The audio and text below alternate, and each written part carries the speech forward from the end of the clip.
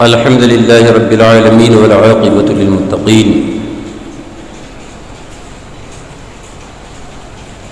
الصلاة والسلام على رسوله الكريم أما بعد فأعوذ بالله من الشيطان الرجيم بسم الله الرحمن الرحيم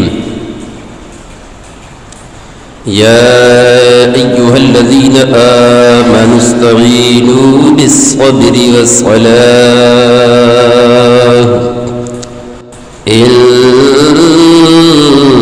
الله مع الصابرين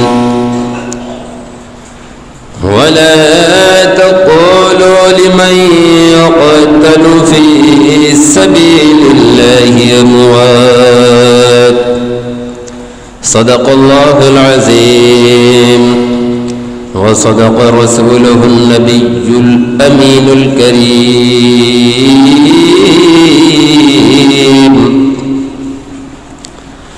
ونحن على ذلك لمن الشاهدين والشاكرين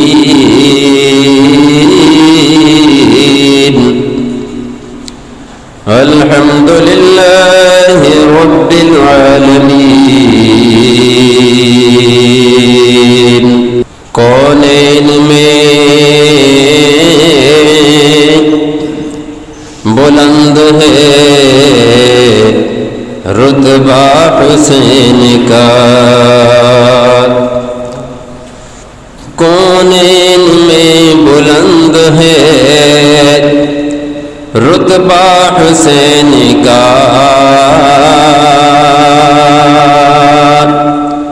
فرش زمین سے عرش تک شہرا حسین کا فرش زمین سے عرش تک شہرا حسین کا اور بے مثل ہے جہان میں بے مثل ہے جہان میں کنبہ حسین کا بے مثل ہے جہان میں کنبہ حسین کا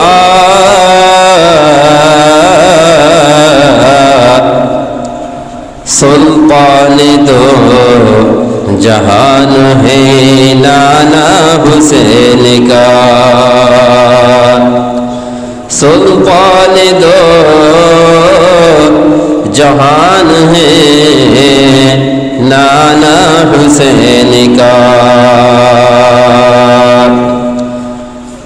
مسلمانوں نہ گھبراؤ ابھی قرآن باقی ہے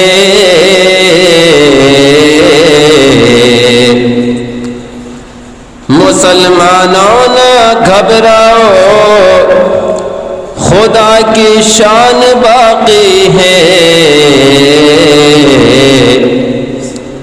ابھی اسلام زندہ ہے ابھی قرآن باقی ہے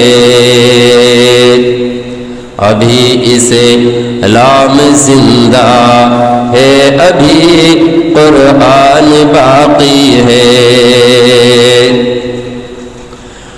اور منافق کیا سمجھتے ہیں جو اپنے دل میں ہنستے ہیں منافق کیا سمجھتے ہیں جو اپنے دل میں ہنستے ہیں ابھی تو کربلا کا آخری میدان باقی ہے ابھی تو کربلا کا آخری میدان باقی ہے قتل حسین اصل میں مرگ یزید ہے جدا ہوتا ہے ہر کربلا کے بعد. درود شریف پڑھیں. اللہم صلی وسلم علی محمد وعلی آل محمد. صلاۃ و سلام دائما علیک یا رسول اللہ وعلی آلک و اصحابک سیدی یا نور اللہ صلی اللہ علیہ وآلہ وصحبہ وسلم. اب شہادت کے بعد کے واقعات آپ کو سننے ہیں کہ یہ بھی ایک درد بھری داستان ہے. یہ بھی ایک درد بھری داستان ہے. حضرت امام حسین رضی اللہ تعالی عنہ کی شہادت کے بعد جب آپ کی گردن کو تن سے جدا کیا گیا اور جب آپ کو شہید کیا گیا تو اس میدان کے اندر ایک عجیب ماحول برپا ہو گیا. حضرت امام حسین کی گردن کو جدا ہونے کے بعد ایک دم پورا کا پورا آسمان سے لے کر زمین تک اندھیرا چھا گیا. اندھیرا ہو گیا, پورا کا پورا اندھیرا ہو گیا. ایک آدمی دوسرے کو دیکھ نہیں پاتا. آپ اندازہ لگائیے جو قدرتی اندھیرا ہو تو اندھیرا چھا گیا. پھر آپ کی شہادت کے بعد آسمان سے خون برسا. کیا برسا؟ آسمان سے خون برسنے لگا. یہ کوئی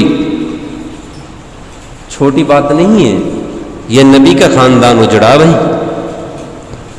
اور آپ جانتے ہیں کہ کسی آدمی کے قتل کرنے سے کسی کے قتل کرنے سے تو آپ جانتے ہیں کہ اور وہ قتل ہونا کسی پیڑ کے لٹکا دیا جائے تو وہ بھی سوکھ جاتا ہے. یہ مثال ہے نا ہمارے یہاں موجود. اور نبی کی پوری آل اجاڑی گئی ہے. اور وہ شہزادہ کے جو آپ کے پشت انور پر حالت نماز میں آ جاتے, حالت نماز میں سجدے کے اندر ہے نبی پاک, حضرت امام حسین آپ کی پیٹھ پر سوار ہو گئے, پشت پر بیٹھ جاتے ہیں. تو نہ کسی صحابی نے اتارا نہیں, بھائی نیچے اتر جا, نیچے اتر جا حسین, نیچے اتر جا, کہ نماز میں خلل ہو رہا, یا سلام پھیرنے کے بعد نبی نے فرمایا ہو, سلام پھیرنے کے بعد یا نبی نے فرمایا ہو یہ حسین یہ بات تو اچھی نہیں ہے, تم نماز میں بھی آ گئے, تم نے نماز ہی خراب کرا دے.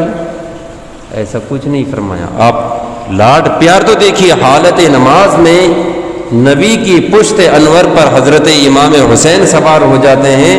تو میرے آقا علیہ الصلوۃ والسلام نے محبت میں استقبال میں سجدوں کو لمبا فرما دیا. سجدے کو اتنا لمبا فرمایا, سجدے میں پڑھتے ہیں ہم تسبیح سبحان ربی الاعلی سبحان ربی الاعلی. تو میرے آقا نے, ہم کتنی دفعہ پڑھتے ہیں سجدے کے اندر؟ 3 دفعہ, 5 دفعہ, 7 دفعہ, 11 دفعہ, اتنا ہی وقت مل رہا ہے. میرے آقا علیہ الصلوۃ والسلام نے 1 دفعہ نہیں, 2 دفعہ نہیں, بلکہ 72 بار سبحان ربی الاعلی سجدے میں فرمایا. کس نے؟ نبی نے. کتنے دفعہ؟ 72 بار. اور اس 72 سے نبی کے گھرانے کو ایسی نسبت ہے, ایسی نسبت ہے کہ نبی اکرم علیہ الصلوۃ والسلام نے 72 دفعہ سبحان ربی الاعلی اپنے پشت پر رب کی تسبیح بیان فرمائی. تو ہر ایک تسبیح کے بدلے میں حضرت امام حسین نے اپنے ایک ایک فرد کو اللہ کی راہ میں قربان کیا. کتنے تھے؟ 72 جانثار. اور نبی نے تسبیح کتنی پڑھی؟ 72 دفعہ. معلوم چل رہا ہے کہ حضرت امام حسین نے نبی کے ایک سجدے میں 72 بار تسبیح جو نبی نے فرمائی, ایک تسبیح کے بدلے میں نواسے نے ایک ایک جان کو اللہ کی بارگاہ میں قربان کر دیا. یہ ہے ان کی شہادت. آپ کی جب شہادت ہوئی, جب بھی یزیدی لوگ, اور عراق کے اندر دیکھیے آپ, ملک شام کے اندر دیکھیے, اس ایریا کے اندر کہ جب بھی کوئی زمین سے کوئی چیز اٹھائی جاتی کوئی اینٹ اٹھائی جاتی یا پتھر اٹھایا جاتا یا زمین میں کوئی گاڑنے کا کام ہوتا تو وہاں سے مٹی نہیں بلکہ تازہ ترین خون نکلتا تھا. کیا؟ تازہ ترین خون نکلتا تھا. جب حضرت امام حسین شہید ہوئے تو یزیدی فوج نے اپنی فتح کا جشن منایا، مطلب کامیابی کا، ہم جیت گئے. تو ان لوگوں نے اونٹ ذبح کیے، اونٹ ذبح کیے کھانے کے لیے. تو عرب ایریا میں آج بھی اونٹ کو استعمال کیا جاتا ہے. تو اونٹ جو انہوں نے ذبح کیے تو بہترین طریقے سے انہوں نے ذبح کیے اور بنائے، اور جب کھانے کے لیے بیٹھے، ایک کتاب میں پڑھا ہے کہ سارا کا سارا وہ خون بن گیا. ایک میں بتایا کہ وہ پورے کی پوری بوٹی کوئلہ بن گئی، مطلب وہ کھانے کے قابل نہیں رہے. ہفتوں تک یہ حالات ہوتے رہے. حضرت امام حسین کی شہادت کے بعد آسمان سے رونے کی آوازیں لوگوں نے سنائی دی، لوگوں کو سنائی دی. آسمان سے رونے کی آوازیں. مورخ لکھتے ہیں کہ وہ رونے والے جنات تھے. حضرت امام حسین کی یاد میں رونے والے کون تھے؟ جنات. اب سمجھیے وہ کیا عجیب شہادت ہوگی، کیسا منظر ہوگا. ان لوگوں نے فوراً حضرت امام حسین کی شہادت کے بعد آپ کے سر کو جب تن سے جدا کر دیا، انا للہ و انا الیہ راجعون، تو عمر ابن سعد نے سپہ سالار نے حکم دے دیا کہ جو خیمے ہیں ان میں آگ لگاؤ، ان میں آگ لگا دی جائے، اور جو سامان ہے لوٹ لیا جائے، جیسے مال غنیمت کو لوٹتے ہیں. ان کو یہ شرم و حیا تک نہیں آئی کہ کس کے گھر میں ہم لوٹ پاٹ کر رہے ہیں، کس کے گھر میں ہم ڈاکہ زنی کر رہے ہیں. تو ان لوگوں نے سمجھا کہ حضرت امام حسین کے پاس بہت سونا مل سکتا ہے، بہت ہیرے مل سکتے ہیں، بہت چاندی مل سکتا ہے، لیکن آپ کے خیمے میں اللہ اور اس کے رسول کے نام کے علاوہ ان کو کچھ بھی نہیں ملا. کیا ملا؟ جو کپڑے وغیرہ تھے یا دستار تھی، دستار سے مراد یا کوئی امامہ تھا یا کوئی کپڑا تھا، تو وہ لوگ ان کو اکٹھا کرنے لگ گئے، اور ان میں سے اکٹھا کرنے کے بعد تمام اہل بیت کو ان خیموں سے نکال دیا گیا اور ان میں آگ لگا دی، ان میں آگ لگا دی گئی. جن کو بچایا، جس نے بچایا، جس نے بچایا دوزخ کی آگ سے، جس نے بچایا اس دنیا کو دوزخ کی آگ سے، افسوس اس کی آل کے خیمے جلا دیے. بھائی ہم جو جہنم کی آگ سے چھٹکارا پائیں گے، جنت بھی برابر حقدار ہے اور جہنم بھی برابر حقدار ہے، یہ ایک دوسرے کے ضد ہیں. تو اپنے اعمال کی بنیاد پہ، اعمال کی بنیاد پہ کوئی جنت میں نہیں جائے گا، یہ بھی آپ سمجھ لیں. اپنے اعمال کی بنیاد پہ ایک بھی آدمی نہیں بخشا جائے گا. وہ اعمال بھی اگر قبول ہوتے ہیں تو نبی کے صدقے میں ہوتے ہیں، اور وہ نماز بھی، وہ دعا بھی، وہ حج بھی، وہ زکوٰۃ بھی اگر قبول ہوگی نا ہماری نبی کے صدقے میں اور نبی کے وسیلے میں ہوگا یہ سب کام. اور نہیں تو اگر بے وسیلہ کہے، بے مراد ہے، تو پھر یہی ہو جائے گا ہمارے اعمال تو ہمارے ہیں، ہماری تو نماز ہمارے لیے ہے. تو کسی نے یہ کہا ہے کہ مل نہیں سکتا خدا ان کا وسیلہ چھوڑ کر. کن کا وسیلہ بھائی؟ نبی کا. مل نہیں سکتا خدا ان کا وسیلہ چھوڑ کر، اور غیر ممکن ہے کہ چڑھیے چھت پہ زینہ چھوڑ کر. غیر ممکن ہے کہ چڑھیے چھت پہ زینہ چھوڑ کر. جس طرح چھت پہ چڑھنے کے لیے ہمیں ضرورت پڑتی ہے سیڑھی کی، اسی طرح اللہ کی بارگاہ میں ہم اپنے اعمال کو مقبول کرانے کے لیے نبی کے وسیلے کی ضرورت ہمیں پڑتی ہے. اور جس نے بچایا سب کو کس سے؟ دوزخ کی آگ سے، افسوس اس کے آل کے خیمے جلا دیے. وہ چوروں کی طرح ڈکیتوں کی طرح خیمے میں گھستے ہیں، آگ لگا دی جاتی ہے۔ میں نے آپ کو یہاں تک بتایا تھا کہ آپ کی معصوم سکینہ 8-9 سال عمر ہے اس بچے کی، تو کانوں میں کیا تھی؟ بالیاں تھی۔ تو ایک ظالم نے آپ کے کان میں سے وہ بالیاں چھینی، تو بچہ ہے، کوئی بھی ہے تو اپنی چیز کو چھیننے سے انکار تو کرتا ہے۔ اسی طرح حضرت سکینہ نے منع کیا تو ان ظالموں نے اپنے ظلم کی یہاں تک ظلم کو آگے بڑھایا کہ حضرت سکینہ کے رخساروں پر، چہرے پر تھپڑ جڑنے شروع کر دیے، تھپڑ مارنے شروع کر دیے۔ تو میرے دوستو، جن کا باپ ان کے سامنے ذبح کیا گیا ہو، جن کا بھائی ان کے سامنے قتل کیا گیا ہو، جن کے چھوٹے سے معصوم کو ان کے سامنے قتل کیا گیا ہو اور ان کے خیمے بھی جلا دیے ہو، تو آس اور امید وہ کس سے کر سکتی تھی؟ لیکن نبی کا گھرانہ کا ہر بچہ ایسا ہوتا ہے کہ جواب دینا جانتا ہے کہ علم ان کے در سے چلا ہے، اور علم وہ طاقت ہے، علم وہ زیور ہے کہ آدمی کو لاجواب کر دیتا ہے۔ حضرت زینب سلام اللہ علیہا، یہ کون ہے؟ حضرت امام حسین رضی اللہ تعالی عنہ کی بہن ہے۔ جب حضرت امام حسین رضی اللہ تعالی عنہ شہید ہوئے تو ایک دم جو آپ کا ذوالجناح، میں نے گھوڑے کے بارے میں آپ کو شاید کہ اس سے پچھلے جمعے میں بتایا تھا کہ جو آپ کا گھوڑا تھا حضرت امام حسین کا گھوڑا، جب حضرت امام حسین گھوڑے سے نیچے تشریف لے آئے تو وہ اہل بیت کے خیمے کے قریب میں جا کر کے، حضرت زینب و شہربانوں کے قریب میں جا کر کے وہ گھوڑا رو رہا ہے، آنسو گرا رہا ہے، آنسو ٹپکا رہا ہے۔ تو حضرت زینب نے ارشاد فرمایا، سکینہ ذرا دیکھو، باہر ذوالجناح کی آواز آ رہی ہے، شاید کہ تمہارے ابا آئے ہوں، دیکھو۔ حضرت سکینہ نے باہر آ کر کے دیکھا، کہا پھوپھی جان، گھوڑا تو خالی ہے، گھوڑے پر بیٹھنے والا تو ہے نہیں، باپ تو نہیں ہے۔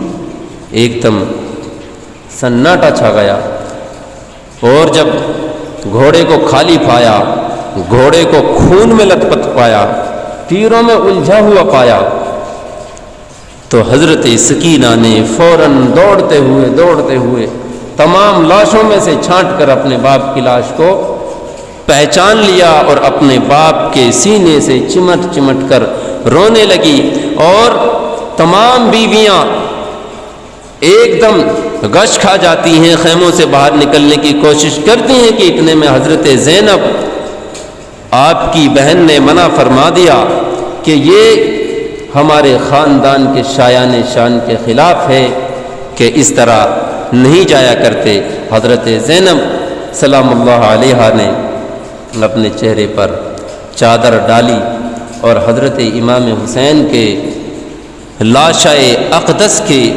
چمٹ کر آپ بھی روئی ہیں اور عرض کرتی ہیں کہ اے بھائی، اس میدان کے اندر تیری بہن بھی مجبور ہے، میں تمہیں کہاں سے کفن لاؤں، کہاں سے تمہارا غسل کا انتظام کروں، اور میں کیسے تمہیں قبر کا انتظام کروں، اور کہتی ہیں کہ شہر مدینہ دور ہے اور مکہ بھی دور ہے، میں یہاں سے کیسے انتظام کر سکتی ہوں۔ میرے دوستو، اگر ایسا وقت آدمی پہ آ جائے، نہ کوئی گھر اپنا ہو، نہ آدمی اپنا ہو، نہ شہر اپنا ہو، نہ گاؤں اپنا ہو، اور پھر ان کا سب کچھ اجڑ جائے، تو کس سے وہ مدد کی بھیک مانگ سکتے ہیں؟ صرف کیا کہتی تھی حضرت زینب؟ یا رسول اللہ مدد کرو، تیرا خاندان لٹ چکا ہے، یا رسول اللہ تیرا خاندان کٹ چکا ہے، مدد کرو۔ آپ اپنے بھائی کے لاشائے انور پر چھوٹی سی چادر کو ڈھک کر خیمے میں تشریف لے آتی ہیں۔ وہ لوگ جشن منا رہے ہیں خوشی کے، اور اس خیمے کے اندر ماتم پسرا ہوا ہے، کوئی ادھر بے ہوش ہے، کوئی ادھر بے ہوش ہے۔ اب چلتے چلتے وقت گزرتا ہے، جمعہ کا وقت تھا، عصر کا وقت آ جاتا ہے، مغرب کا وقت آ جاتا ہے، ایک دم آسمان کے اندر اندھیرا ہے، اور جب رات کا سناٹا چھا جاتا ہے، رات کا عالم ہوتا ہے، رات کا عالم ہوتا ہے، تو حضرت زینب سلام اللہ علیہا کبھی خیمے میں عورتوں کی تیمارداری مجاز پرسی کرتی ہیں، اور کبھی کٹے ہوئے شہیدوں کے لاشوں کو دیکھنے آتی ہیں۔ آپ اسی جستجو میں ہیں، کبھی اپنے بھائی کی لاش کو دیکھتی ہیں، کبھی اپنے بھتیجے کی لاش کو دیکھتی ہیں، کبھی اپنے بچوں کی لاشوں کو دیکھتی ہیں، کبھی خیمے کے اندر سکینہ کو ہوش دلاتی ہیں۔ میرے عزیزوں، میرے دوستوں، جب یہ شام بڑھتی گئی، یہ شام اور بڑھتی گئی، رات طلوع ہو گئی، 3 دن کی پیاس ہے، کیا 3 دن کی پیاس ہے؟ اب تو چوتھا دن لگنے کو تیار ہے، چوتھا دن لگنے کو تیار ہے۔ میرے بھائیوں، حضرت زینب اپنے بھائی کی لاش پر اور تمام شہیدوں کی لاش پر پہرا دے رہی ہیں۔ اچانک سے اندھیرے کے عالم میں 2 سائے دکھائی پڑے۔ محسوس ہوتا ہے کہ یہ آدمی ہیں، ایسے سائے دکھائی پڑے، نقاب پوش ایک عورت محسوس ہوتی ہے، ایک مرد محسوس ہوتا ہے۔ رات کا سناٹا ہے، یزیدی فوج آرام کر رہی ہے، اور فاطمہ کے تمام گھر والے، نبی کے تمام گھر والے، کوئی رو رہا ہے، کوئی اشک بہا رہا ہے، کوئی لاشوں کو دیکھ کر رو رہا ہے۔ تو آپ نے جب وہ سائے دکھائی دیے، آدمی سے دکھائی دیے، تو حضرت زینب نے ارشاد فرمایا کہ خبردار، آگے کو بڑھنے کی کوشش نہ کرنا، آگے نہ بڑھنا، ایک پردہ نشین اپنے بھائی کے لاشے پر پہرا دے رہی ہے، آگے بڑھنے کی کوشش نہ کرنا۔ یہ جملے کس کے تھے؟ حضرت زینب کے، حضرت زینب کے یہ جملے تھے، اور آپ مطلب تیز آواز کے ساتھ، شدت کے ساتھ روکتی ہیں۔ اب ہمارے پاس کیا باقی رہا ہے؟ ہمارے پاس اب ہے کیا؟ تم رات کے عالم میں آئے ہو، ایک رسول کی صاحبزادی، رسول کی بیٹی، علی کی بیٹی، فاطمہ کی بیٹی اپنے بھائی کے، اپنے گھر والوں کے لاشوں پر پہرا دے رہی ہے، تم آگے بڑھنے کی کوشش نہ کرنا۔ تو ان میں سے آواز آتی ہے کہ اے زینب، ہم کوئی غیر نہیں ہیں، ہم کوئی دوسرے نہیں ہیں۔ بتائیے، جب وہ آواز آئی تو حضرت زینب نے پہچانا اس آواز کو۔ یہ آواز جانی پہچانی لگتی ہے۔ بتاؤ، اگر کوئی کسی کا باپ بولے تو پہچانا جاتا ہے آواز سے، کسی کی ماں بولے تو آواز سے پہچانی جاتی ہے۔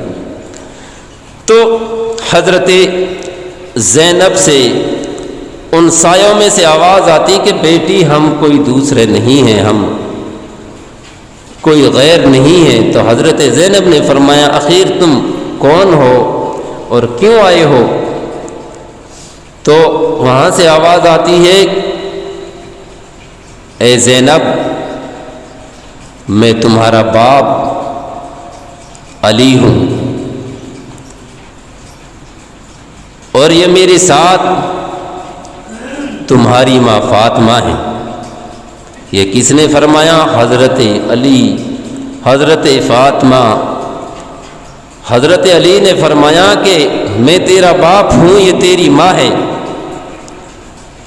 اتنا سننا تھا تو حضرت زینب زار و قطار رونے لگی اور عرض کرنے لگی کہ اے ابو، اے میرے باپ، صبح سے تیرے گھر کو اجاڑا جا رہا تھا، تیرے جوانوں کی لاشوں کے ٹکڑے کیے جا رہے تھے، تیرے پوتوں کو قتل کیا جا رہا تھا، تیرے خاندان کو لوٹا جا رہا تھا، اس وقت کیوں نہیں آئے؟ اے باپ، جب اس میدان میں آنا ہی تھا، جب تیرے بیٹے حضرت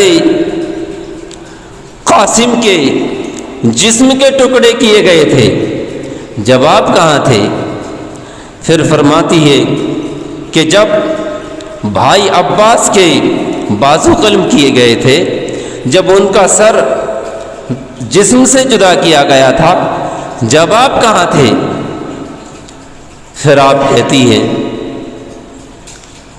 اس میدان کے اندر ایک سسکتا معصوم بچہ جس کے گردن کو ظالموں نے چھید ڈالا، اے باپ جب کہاں تھے؟ اس طرح رو رو کر کے آپ نے ارشاد فرمایا۔ حضرت علی رضی اللہ تعالی عنہ ارشاد فرماتے ہیں کہ اے بیٹی، جب یہ معرکہ، جب یہ منظر کشی ہو رہی تھی، تمہارا باپ تمہارے امتحان میں برابر کا شریک ہے، تمہاری ماں فاطمہ بھی موجود اس وقت تھی، اور تمہارے نانا جناب احمد مجتبیٰ محمد مصطفیٰ صلی اللہ علیہ وسلم بھی موجود تھے۔ آپ ارشاد فرماتے ہیں کہ اس وقت تیرے نانا رسول کریم علیہ السلام کے ہاتھ میں ایک برتن تھا شیشے کا، ہر ایک ایک شہید ہونے والے کے خون کو تیرے نانا نے اس شیشے کے برتن میں جمع کیا ہے، اور ارشاد فرمایا بیٹی زینب، جب یہ سب کچھ ہو رہا تھا، پورا قبیلہ، پورا خاندان اس منظر کو دیکھ رہا تھا، تیرے نانا نبی کریم علیہ السلام کی زلفیں بھی اٹ گئی تھی، داڑھی کے اندر ریت گھس گیا تھا، یہ سارا سب کچھ منظر دیکھا، اور تمہارے بھائی، تمہارا پورا خاندان ہم سے ملا ہے۔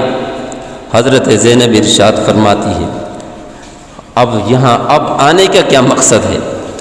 آپ نے ارشاد فرمایا، اب حضرت فاطمہ ارشاد فرماتی ہیں میری بیٹی زینب، جب میرے جوانوں کو قتل کیا گیا تھا، جب میرے بیٹے حسین کو گھوڑے سے گرایا تھا، تو تمہاری ماں اس صبر کو دیکھ رہی تھی، سب کچھ دیکھ رہی تھی، اور تیرا باپ اور اب میں اس میدان کے اندر اس لیے آئے ہیں۔ حضرت فاطمہ ارشاد فرماتی ہیں اے بیٹی زینب، آخری لمحات میں میں نے تمہیں وصیت کی تھی کہ اے زینب، تمہارا بھی برابر کا میدان کربلا میں امتحان ہوگا، اب تک امتحان میرے بیٹے حسین کا تھا، اور اب یہاں سے امتحان زینب تمہارا ہوگا، بیٹی صبر کرنا اور اللہ اور اس کے رسول کی رضا پر راضی رہنا۔ آپ آگے بڑھتی ہیں، ان کے قریب بڑھتی ہیں، چاہتی ہیں کہ ان سے گلے مل کر کچھ سکون حاصل کریں، تو حضرت فاطمہ و علی کی آواز آتی ہے کہ بیٹی زینب، آگے بڑھنے کی کوشش نہ کرنا، آگے بڑھنے کی کوشش نہ کرنا۔ الغرض وہ سائے سلام کر کے رخصت ہو جاتے ہیں، حضرت زینب کو کچھ ٹھنڈک ہوتی ہے، حضرت زینب کو کچھ سکون ملتا ہے۔ میرے عزیزوں، میرے دوستوں، عجیب منظر ہے۔ حضرت زینب آپ خیمے کے اندر تشریف لاتی ہیں، کچھ وقت بعد جا کر کے دیکھتی ہیں کہ لاشوں کے پھر دوبارہ چکر لگائے جائے۔ آج ایک آدمی کے گھر میں موت ہو جائے حادثے سے تو پورے گاؤں کے اندر سناٹا چھا جاتا ہے، وہ پورا گاؤں جاگتا ہے۔ میرے دوستو، جس کا جوان، بچہ، باپ سب کچھ چلا گیا ہو، کیا ان کو اس وقت بھی نیند آتی؟ اللہ اکبر، اللہ اکبر۔ حضرت سکینہ رضی اللہ تعالیٰ عنہ اندھیرا کا عالم ہے، اور رو کر کے پکارتی ہیں اے بابا، اب تو مجھے گلے سے لگا لو۔ خیمے سے کہہ رہی ہیں، ان لاشوں میں سے مجھے پہچاننے میں نہیں آ رہا، کیونکہ سب کے سب طاقتور بہادر تھے، آپ پہچان نہ سکی۔ اللہ اکبر۔ حضرت امام کے کٹے ہوئے جسم سے حضرت سکینہ کو آواز آتی کہ بیٹی خیمے سے باہر آ، تیرا باپ تمہارا انتظار کر رہا ہے۔ حضرت زینب نے جب حضرت سکینہ کو خیمے کے اندر دیکھا تو نہیں ملتی ہیں، آپ نے جا کر دیکھا کہاں ہیں، تو وہ بچی اپنے باپ جناب حضرت امام حسین رضی اللہ تعالیٰ عنہ کے سینہ اقدس کے لپٹی ہوئی رو رہی ہیں۔ اللہ اکبر۔ وہ کیا قیامت ہوگی، کیسا عالم ہوگا۔ اسی سے تو اسلام پھیلا ہے، اور ان قربانیوں سے تو دین پھیلا ہے۔ میرے دوستو، میرے عزیزو، اب جب دوسرا دن ہوتا ہے، اب حکم کر دیا جاتا ہے عابد بیمار جو آپ کے ایک صاحبزادے بچتے ہیں، بخار کی، موتی جیرے کی بہت بڑی شدت ہو جاتی ہے، بہت بڑی تکلیف ہوتی ہے، اور بال پکڑ کر حضرت عابد کو خیمے سے گھسیٹا جاتا ہے، کھینچا جاتا ہے، اور ایک شمر دلجوشن تلوار نکال کے اس کو بھی شہید کرنا چاہتا ہے۔ اتنے میں حضرت زینب نے ارشاد فرمایا، اے ظالموں، کیا نبی کے خاندان کا ایک بھی فرد تم باقی نہیں رہنے دو گے؟ نبی کی آل کو بالکل دنیا سے نیست نابود کرنا چاہتے ہو؟ نبی کی آل کو پورے طور سے ختم کرنا چاہتے ہو؟ ہاں، اس کو بھی شہید کر لینا، پہلے مجھے شہید کرو، پہلے مجھے قتل کرو۔ عمر ابن سعد نے کہا کہ نہیں، یہ بیمار ہے، ایسا ہے، اس کو چھوڑو۔ جب حضرت زینب نے حجتیں کی تو ان ظالموں نے حضرت عابد بیمار ہیں، آپ کے ہاتھوں میں زنجیریں ڈالیں، اونٹوں پر ننگی پیٹھ پر حضرت عابد کو قیدی بنایا گیا، حضرت زینب کو قیدی بنایا گیا، معصوم سکینہ تمام کے تماموں کے ہاتھ پیچھے باندھے گئے، اور اعلان کر دیا گیا کہ جشن مناؤ، خوشی کے جشن مناؤ کہ ہم لوگوں نے فتح پالی ہے، کہ جس نے امیر شام وقت کے امیر کی بغاوت کی تھی، ہم نے ان پر فتح پالی ہے، ان کے سر ہم نے اپنے قبضے میں لے لیے ہیں، ان کو قتل کر دیا گیا ہے۔ میرے دوستو، یہاں پر ایک پاکستان سے ایک بزرگ ہیں حضرت نصیر الدین نصیر علیہ الرحمت و رضوان نے اس نقشے کو یوں کہا ہے، اس طرح کھینچا ہے اور یہ فرمایا ہے، نصیر آخر عداوت کے بھی کچھ دستور ہوتے ہیں، نصیر آخر عداوت کے بھی کچھ دستور ہوتے ہیں، کبھی بیماری کو زنجیر پہنائی نہیں جاتی، کبھی بیماری کو زنجیر پہنائی نہیں جاتی۔ دشمنی کے بھی اصول ہوتے ہیں، عداوت کے بھی اصول ہوتے ہیں، لیکن بیماروں کے زنجیریں نہیں ڈالی جاتی، بیماروں کو باندھا نہیں جاتا، بیماروں کو قید نہیں کیا جاتا۔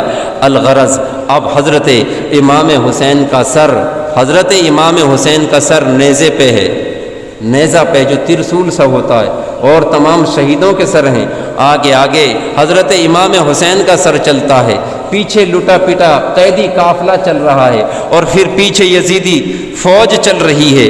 اور اب جب کوفے کے اندر، کوفہ سے پہلے اب چاہتے ہیں کہ کوفہ، یہ تو میدان تھا نہیں، یہ تو چٹیل میدان تھا، جنگل تھا، تو ایک مقام آتا ہے، ایک گھر آتا ہے، تو وہ گھر کس کا ہے؟ روایتوں میں تذکرہ آتا ہے کہ اس طرح سے حضرت فاطمہ کی وہ کنیز بھی تھی، حضرت شیریں، اور حضرت امام جب حضرت فاطمہ نے وصال فرمایا تو وہی لونڈی، وہی خادمہ، وہی کنیز حضرت امام حسین کے پاس آئی۔ جب وہ بوڑھی ہو گئی تو حضرت امام حسین نے بہت دولت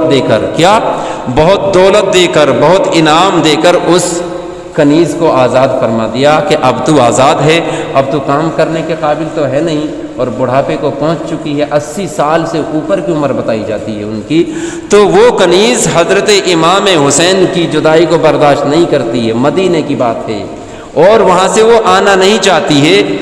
حضرت امام نے فرمایا کہ ہم تمہارے ساتھ ہیں، جو تمہیں ضرورت پیش آئی تو تم وہاں سے خط لکھنا، تو حسین تمہاری ضرورت کو پورا کرے گا، ناراض نہیں ہے، ناراضگی کی بنیاد پر تمہیں الگ نہیں کیا جا رہا۔ میرے دوستو، اس کنیز نے رو کر کے کہا کہ آپ مجھ سے ناراض تو نہیں ہیں؟ آپ مجھ سے ناراض تو نہیں ہیں؟ آپ نے فرمایا میں ناراض نہیں ہوں، کہ میری ایک تمنا ضرور ہے، میں تب جاؤں گی یہاں سے، تب آزاد ہو سکتی ہوں، میری ایک تمنا کو پورا کیا جائے، ایک وعدے کو پورا کیا جائے، ایک شرط کو مانا جائے۔ کس نے کہا؟ اس کنیز نے حضرت امام سے کہا کہ آپ نے مجھے اتنا روپیے دیے ہیں کہ میں اپنا اچھا خاصا گھر بنا سکتی ہوں، جب میں گھر بنا کے تیار کر دوں گی اے امام، تو میرے گھر پر آپ کو دعوت کے لیے تشریف لانا پڑے گا۔ کیا؟ دعوت کے لیے تشریف لانا پڑے گا۔ حضرت امام حسین نے فرمایا کہ ہم تو غریب غربا کے یہاں بغیر دعوت کے بھی جانا پسند کرتے ہیں، لیکن اس کنیز نے پھر کہا کہ نہیں یا امام، آپ کی دعوت نہیں بلکہ آپ کے پورے خاندان کی دعوت کرنا چاہتی ہوں، بچوں کی بھی، بچیوں کی بھی، اور زینب کو بھی بلانا چاہتی ہوں۔ تو حضرت زینب اس وقت چھوٹی تھی، حضرت امام حسین کا جوانی کا، تو آپ نے آزاد فرما دیا۔ اب وہ آ کر کے اپنے گاؤں کے اندر اس نے اعلان کیا کہ اے لوگو، مجھ سے حضرت امام حسین نے یہ وعدہ فرمایا ہے کہ اے شیریں، جب تم مکان بنا لوگی ہم تمہارے مکان پہ ضرور آئیں گے اور پورے خاندان کے ساتھ آئیں گے۔ تو وہ لوگ اس کی عزت کرتے تھے، احترام کرتے تھے کہ یہ حضرت فاطمہ کی کنیز ہے، حضرت فاطمہ کے گھر کی کام کی ہوئی ہے، یہ ان کی خادمہ ہیں، یہ حضرت امام حسین نے اس کو روپے دیے ہیں گھر بنانے کے لیے۔ تو لوگ اس سے محبت بھی کرتے تھے، اور اس وجہ سے بھی محبت کرتے تھے کہ جب حضرت امام حسین نمائشہ رسول کا قافلہ یہاں آئے گا تو ہم بھی زیارت کر کے دعائیں کرائیں گے۔ اس لالچ سے بھی لوگ ان کے پاس آتے جاتے تھے۔ تو جب ان کا مکان بن کے تیار ہو گیا تو خط لکھ دیا حضرت امام حسین کے لیے۔ خط لکھا کس کے لیے؟ حضرت امام حسین کے لیے۔ اب ایک ٹیلی پر، ایک چوٹی پر وہ دیکھتی ہیں کہ اب خط پہنچ گیا ہوگا، حضرت امام آ رہے ہوں گے۔ کوئی بھی قافلہ آتا مکہ سے، کوئی بھی قافلہ آتا وہ سمجھتی حضرت امام آ رہے، کوئی بھی قافلہ آتا وہ سمجھتی حضرت امام آ رہے۔ تو مہینوں گزر گئے اس ضعیفہ کو انتظار کرتے کرتے۔ اب چلیے یہ لٹا پٹا قافلہ اسیران کربلا اب چل رہا ہے، رات کا عالم ہو گیا، بہت بڑا مکان بنایا تو اس نے یزیدی فوج کی طرف سے اس بڑھیا کے لیے یہ پیغام بھیجا کہ یہ مکان کس کا ہے، یہ مکان کس کا ہے، تو ہم ایک رات گزارنا چاہتے ہیں، ایک رات اس مکان میں ٹھہرنا چاہتے ہیں۔ تو بڑھیا کے پاس وہ خبر گئی تو اس نے کہا کہ میں نے تو یہ ٹھہرنے کے لیے بنایا، کوئی بھی آ جا سکتا، میرے تو کوئی اولاد بھی نہیں، میں تو اکیلی ہوں، آ سکتے ہو۔ تو تمام کے تمام یزیدی فوجی اندر گھسے۔ تو اس بڑھیا نے جو دعوت کے لیے کچھ رکھا تھا کہ یہ حضرت امام حسین کی دعوت کے کام آئے گا، جو بھی کچھ اس نے سنبھال کر رکھا تھا سارا کا سارا صرف کر دیا، خرچ کر دیا، بہترین کھانے بنوائے، بہترین کھانے بنوائے۔ تو یزیدی فوجی اس کھانے کو آرام کے ساتھ کھا رہے ہیں، اور جو قیدی ہیں جن کے ہاتھ پیچھے کو بندھے ہوئے ہیں ان کو گھر کے باہر چھوڑ دیا جاتا ہے۔ اس ضعیفہ نے کہا، جو عمر ابن سعد کمانڈر تھا، کہ قیدیوں کو بھی لاؤ، ان کو یہ جو اور اونٹوں کے اندر کسے ہوئے بندھے ہوئے ہیں ان کو بھی تو اندر لاؤ۔ انہوں نے کہا نہیں، یہ نہیں آ سکتے، یہ ظلم کار ہیں، یہ باغی لوگ ہیں، بادشاہ وقت کے مخالف لوگ ہیں، ان کو اندر نہیں کیا جائے گا۔ تو پھر کھانے کی بات آئی، نہیں یہ کھانے کے حقدار بھی نہیں ہے، پینے کے حقدار بھی نہیں ہے۔ اللہ اکبر، اللہ اکبر۔ اب اس ضعیفہ نے، حضرت شیری نے اس سے کہا کہ میں مدینے کے اندر حضرت فاطمہ کے گھر میں کام کی ہوئی عورت ہوں، میں ان کی ملازمہ ہوں اور وہاں سے ریٹائر ہوں، اور مجھے یہ سبق سکھایا گیا ہے، اور کبھی میں امام حسین کی خدمت بھی کر چکی ہوں۔ حضرت امام حسین ارشاد فرمایا کرتے تھے کہ اے شیری، جب ہمارے در پہ کوئی سائل مانگنے والا آئے، اور اگر کوئی قیدی آئے، کوئی قیدی آئے، چاہے اس نے کوئی بھی جرم کیا ہو، چاہے اس نے کوئی بھی خطا کی ہو، اگر کوئی قیدی ہمارے دروازے پہ بھکاری بن کے آئے تو اس کے سوال کو پورا کرنا، اس کو کھانا ضرور کھلا دینا۔ میں اس کام کو، اس بات کو نہیں مان سکتی، یہ میں نے کھانا تمہارے لیے بھی بنایا ہے لیکن قیدیوں کو بھی کھانا کھلایا جائے، میں نہیں مانوں گی اس بات کو۔ تو وہ کیا کرتے؟ وہ تو بات کو چھپا رہے تھے۔ اب حضرت زینب، حضرت شہربانو، حضرت سکینہ سب کے ہاتھ بندھے ہوئے ہیں، سب کے ہاتھ پیچھے کو بندھے ہوئے ہیں۔ وہ حضرت شیریں باہر نکل کے تشریف لاتی ہیں اور کہتی ہیں کہ اے بیویو ذرا قریب آؤ، اور یہ کھانا میں نے بنایا ہے، جیسا تمہیں بھائے، جیسا تمہیں اچھا لگے ایسا کھا لو۔ اللہ اکبر، اللہ اکبر۔ تو حضرت زینب کو اس میں کسی برتن میں وہ کھانا دیا، تو ایک بھی لقمہ منہ کے اندر نہیں جاتا. تو وہ پھر ضعیفہ کہتی ہے کہ کھاتی کیوں نہیں ہو، کھاتی کیوں نہیں ہے، کھانا کھاؤ. اللہ اکبر اللہ اکبر. حضرت زینب نے ارشاد فرمایا ذرا پیچھے مڑ کے دیکھو تو حضرت زینب کے دونوں ہاتھ، حضرت زینب کے دونوں ہاتھ کمر کے پیچھے بندھے ہوئے ہیں. وہ ضعیفہ حیران رہ گئی، پریشان رہ گئی. افسوس، عورتوں کو بھی اس طرح قید کیا جاتا ہے. مردوں کو تو چلو قید کیا جاتا ہے، ان کے تو ہاتھ ضرور باندھے جاتے ہیں، لیکن عورتوں کو بھی اس طرح کیا جاتا ہے. اللہ اکبر اللہ اکبر. اس شیری نے حضرت زینب کے ہاتھ کھولے اور ارشاد فرمایا کیا کھانا کھاتی، ایسے وقت میں ان کو کیا بھوک لگتی. اور تمام قیدیوں کے، تمام بچیوں کے ہاتھ کھولے اور کہا شیری نے کہ کچھ کھاؤ. کوئی بھی افراد کھانے کو تیار نہیں ہوتا ہے. تو پھر کہا حضرت شیری نے کہ مجھے میرے آقا امام حسین نے، میرے آقا حسین نے فرمایا تھا کہ کوئی قیدی تمہارے در پہ آئے، جب آپ مدینہ میں تھے، جب کام کرنے والی تو اس وقت ہدایت فرمایا کرتے تھے، اور اس سے پہلے کہ جب آپ نے آزاد کیا تھا، حضرت امام حسین نے اس کنیز کو آزاد کیا تھا، یہ فرمایا تھا کہ اے شیری ہم آئیں گے قافلے کے ساتھ، آئیں گے. آپ نے مسکرا کے مذاق میں فرمایا تھا ہم آئیں، ایسا نہ ہو تم پہچان بھی نہ سکو. کیا فرمایا تھا؟ ہم آئیں اپنے بچوں کے ساتھ، ایسا نہ ہو کہ تم اپنے مکان کے چکر میں اپنے وہاں ہمیں پہچانو ہی نہ. یہ آپ نے مذاقیائی طور پہ جملہ فرمائے تھے. اب اس بات کو آپ دیکھیے، اب آپ یہاں دیکھیے تو حضرت زینب کے جو بال بکھرے ہوئے تھے تو اس شیری نے چہرے سے الگ ہٹائے اور کھانے کے لیے کہا. جب حضرت امام حسین کا نام لیا کہ میرے آقا حسین فرمایا کرتے تھے کہ کسی نہ کسی طریقے سے قیدیوں کو کھانا ضرور کھلایا کرو. اتنا کہنا تھا کہ حضرت زینب بے ہوش ہو جاتی ہیں، اور جب حضرت زینب کو ہوش میں لایا جاتا ہے، حضرت زینب نے ارشاد فرمایا کہ اے بیوی تم کس کا نام لے رہی ہو، یہ نام کہاں سے آیا ہے، یہ کس کا نام لے رہی ہو؟ تو اس بیوی نے جواب دیا کہ میرے مالک کا نام ہے، جن کے گھر کی میں غلام ہوں، جن کے گھر کی میں لونڈی ہوں، یہ میرے آقا کا نام ہے. یہ تربیت مجھے حسین نے دی ہے کہ جب تمہارے دربار میں کوئی قیدی بن کر آئے تو ضرور ان کو کسی نہ کسی طریقے سے کھانا کھلا دیا کرنا.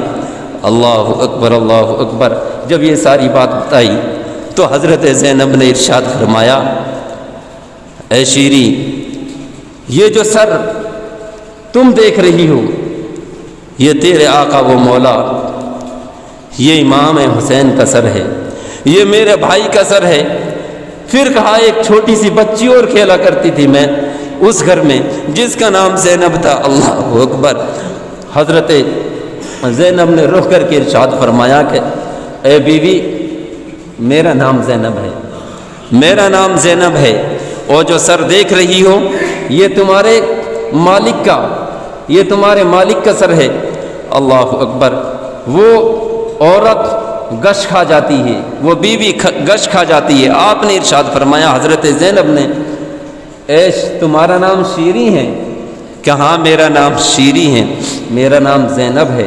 آپ نے ارشاد فرمایا تمہارے مالک نے، تمہارے آقا نے فرمایا تھا کہ ہم آئیں گے ضرور تمہارے گھر پہ دعوت قبول کرنے کے لیے. کہ اے شیری جب ہمارا قافلہ تمہارے گھر پہ آئے ایسا نہ پہچان بھی نہ سکو. اللہ اکبر اللہ اکبر. آپ نے مذاق میں فرمایا تھا، رب نے وہ سچا کر دکھایا. جب حضرت امام حسین کو سر کو دیکھا اس بیوی نے اور حضرت زینب کو قید ہوتے ہوئے دیکھا تو رب کی بارگاہ میں اس کنیز نے ہاتھ اٹھائے، مولا مہمان نوازی کے لیے تو نے اپنے نبی کے خاندان کو بھیجا، نبی کے نوازوں کو بھیجا، ایسے عالم میں بھیجا کہ میں ان کو پہچان بھی نہ سکی. اسی صدمے میں، اسی افسوس میں جب صبح ہوتی ہے، جب صبح ہوتی ہے حضرت شیری کی روح اس کے جسم سے پرواز کر جاتی ہے. انا للہ و انا الیہ راجعون. میرے دوستوں، میرے عزیزوں، حضرت امام حسین کی داستان وہ ہے، حضرت امام حسین کی داستان وہ ہے، حضرت امام حسین کا بیان وہ ہے کہ جس کو سن کے، جس کو دیکھ کے اور جس کو کہہ کے لوگوں کی جانیں نکل گئی، لوگوں کی سانسیں رک گئی اور لوگ اللہ کے پیارے ہو چکے، تو ہمارا تو کیا ہے کہ ہم پہ جو کچھ بن سکتا ہے آپ سن سکتے ہیں، ہم کہہ سکتے ہیں۔ اللہ کی بارگاہ میں دعا کریں کہ مولا حضرت امام حسین علیہ الصلاۃ والسلام کے صدقے میں ہم نے جو کچھ کہا ہے، جو غلط ہے، اس کو مولا اپنے فضل سے، اپنے کرم سے اس کو معاف فرما، جو صحیح ہے اس کو قبول فرما۔ حضرت امام حسین کے تمام خاندان اور ان کے بچوں کی قبروں پر، تربتوں پر، مزاروں پر ہزارہ سلام، کروڑوں برکتیں، رحمتیں نازل فرمائے اور ان کے صدقے میں ہم سبھی کو جنت الفردوس عطا فرمائے۔